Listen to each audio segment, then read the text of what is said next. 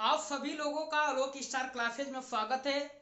और आज हम लोग साइंस में ग्रेविटेशन यानी गुरुत्वाकर्षण बल के बारे में बात करते हैं। तो इसमें सबसे पहले मैं फार्मूले की बात करता हूं। तो F बराबर G m1 into m2 upon R square. तो इसमें कैपिटल G का मान पूछा जाता है, जिसका मान क्या है, और मात्रक भी पूछ लिया जाता है। तो कैसे निकालते हैं? तो देखिए F बराबर G m1 into m2 upon R square. तो हमें कैपिटल G चाहिए, तो G को इधर हम ला दे रहे हैं, तो इसको तिर्यक हम गुणा करा दे रहे हैं। R square m1 into m2। बल का मात्रक होता है न्यूटन, और आर जो पर दो पिंडों के बीच की दूरी है, तो इसको हम मीटर में लिखेंगे, और स्क्वायर है तो उसके ऊपर स्क्वायर कर दिया। और द्रव्यमान को केजी से हम दर्शाते हैं, तो केजी इंटू केजी, तो न्यूटन मीटर स्क्वायर प्रति केजी स्क्वायर, क्योंकि गुणा में घात जुड़ जाता है। तो जी का मात्रक, कैपिटल जी का मात्रक यहां से निकल कर आ गया न्यूटन मीटर स्क्वायर प्रति केजी स्क्वायर। और कैपिटल जी का मान कितना होता है ये भी पूछ लिया जाता है। तो कैपिटल जी का मान होता है, कैपिटल जी का मान होता है 6.67 गुणे 10 के पावर -11 न्यूटन मीटर स्क्वायर प्रति केजी स्क्वायर। तो मैं कोई पूछ दे कि गुरुत्वाकर्षण बल कहते हैं किसको, तो मैं इस फार्मूले से ही परिभाषा को बता दूंगा।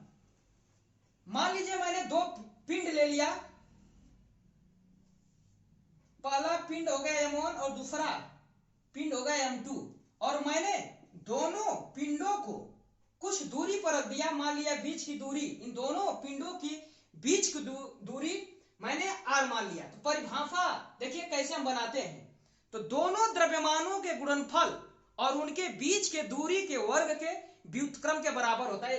यही फार्मूला में लिखा गया है। दोनों द्रव्यमानों के गुणनफल और उनके बीच की दूरी r मैंने माना है। तो दोनों द्रव्यमानों के गुणनफल और उनके बीच के दूरी के वर्ग के व्युत्क्रम के बराबर होता है, उसे गुरुत्वाकर्षण बल कहते हैं। और इसमें मैं दो पॉइंट बताता हूं, एक इसमें अनुक्रमानुपाती और व्युत्क्रमानुपाती। इसको हम समझते हैं अनुक्रमानुपाती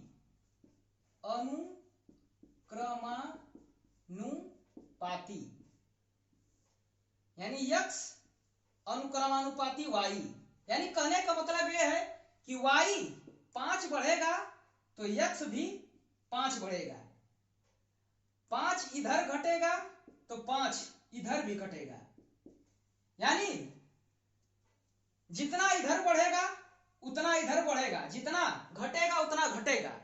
यानी दोनों अनुक्रमानुपाती में क्या है, लेफ्ट में संख्याएं 5 इधर बढ़ गया तो राइट में भी 5 बढ़ेगा। और व्युत्क्रमानुपाती यानी रेसिप्रोकल में उल्टा संबंध होता है। तो x व्युत्क्रमानुपाती y कर दें तो इसमें देखिए उल्टा संबंध चलता है।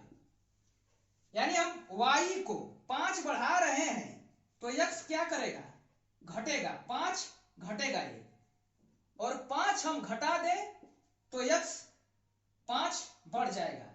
ये उल्टा संबंध है। तो यहां से भी सवाल बनते हैं जैसे, और इस फार्मूले में देखिए F और m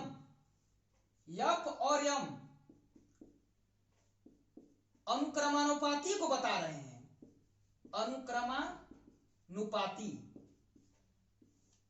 अनुक्रमानुपाती है। और F और जो दूरी है वो व्युत्क्रमानुपाती है यानी रेसिप्रोकल है। ये क्या है, रेसिप्रोकल।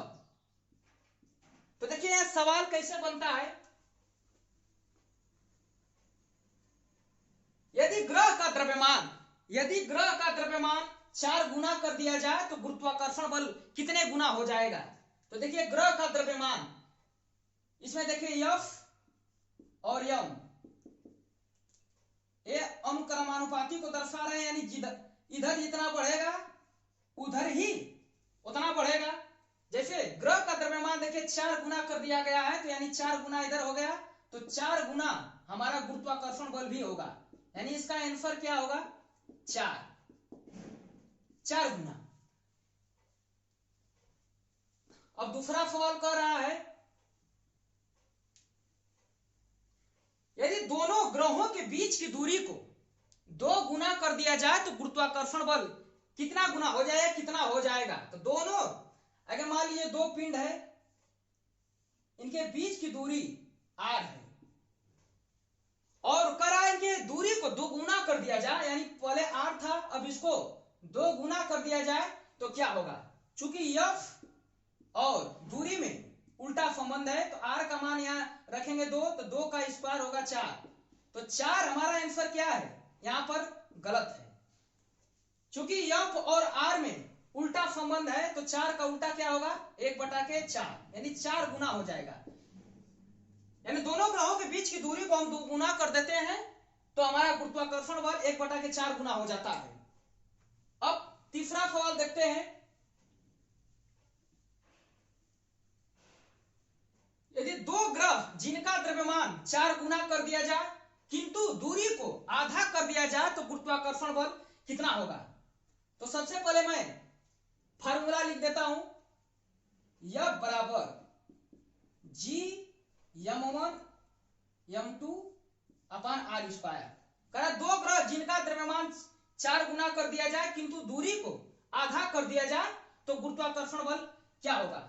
मैंने इसको समीकरण 1 मान लिया, तो यह बराबर, अब दूसरे में कंडीशन लगा दिया कि 4 गुना कर दिया जाए, तो देखिए G m1 m2 अपान, देखिए इसको 4 गुना कर रहा है तो इसको हम 4 गुना कर दिए और दूरी को आधा कर रहा है। मान लीजिए दूरी पहले 2 पिंडों के बीच की दूरी r है तो आधा कर रहा है, तो इसको हम r/2 कर दे रहे हैं और स्क्वायर कर दे रहे हैं।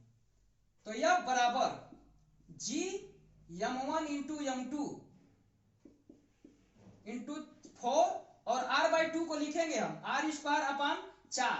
और देखिए 4 जब नीचे से जब ऊपर जाएगा तो मल्टीप्लाई हो जाएगा, तो क्या हो जाएगा, यह बराबर G m1 इंटू m2 अपान r स्क्वायर गुणे 16।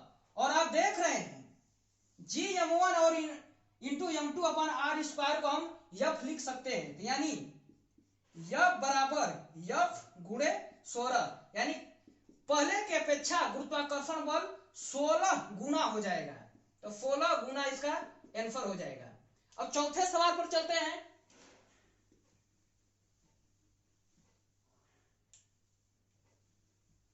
कह रहा है 2 पिंड जिनका द्रव्यमान 4 गुना कर दिया जाए तथा दूरी को 2 गुना कर दिया जाए तो गुरुत्वाकर्षण बल क्या होगा। ये चौथा सवाल है, 2 पिंडों को जिनका द्रव्यमान 4 गुना कर दिया जाए, तो सबसे पहले फार्मूला लिख लेते हैं, तो यह बराबर G m1 इंटू m2 अपान r स्क्वायर, इसको मैंने समीकरण 1 मान लिया।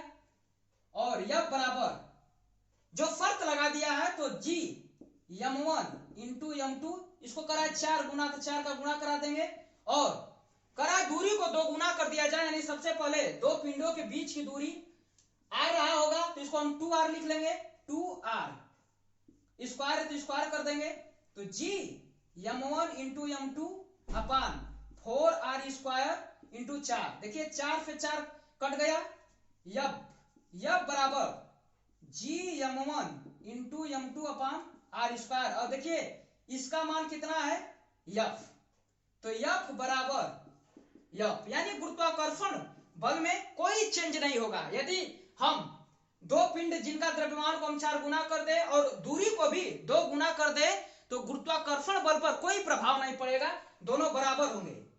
तो आज के लिए इतना ही, और हम लोग अगले दिन अभी गुरुत्वाकर्षण बल के बारे में चर्चा करेंगे। जय हिंद।